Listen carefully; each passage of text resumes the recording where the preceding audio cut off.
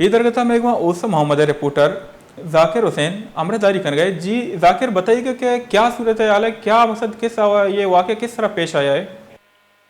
जी बिल्कुल, ये जिला उस्ता मोहम्मद की तहसील गंदाखा का इलाका है और गंदाखा थाने के हदूद में रात नामालूम मुसल्लह अफराद ने गोड गुल मोहम्मद जमाली में फायरिंग करके वडेरा ताज मोहम्मद जमाली को कत्ल कर दिया और मौका वारदात से मुल्ज़मान फरार होने में कामयाब हो गए, जबकि पुलिस के मुताबिक अभी तक कोई भी गिरफ्तारी अमल में नहीं लाई।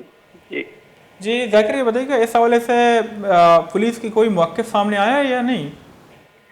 जी बिल्कुल, गंदाखा पुलिस के मुताबिक जो वाक़या है वो पुरानी दुश्मनी बताई जा रही है, लेकिन इसके अलावा भी पुलिस इस हवाले से मज़ीद तफ्तीश कर रही है कि इस वाक़ये में कौन मुलविस है और क्या वजूहात हो सकती हैं। जी जी जी, बहुत शुक्रिया जाकिर हुसैन हमें तफसीलात से आगाह करने के लिए।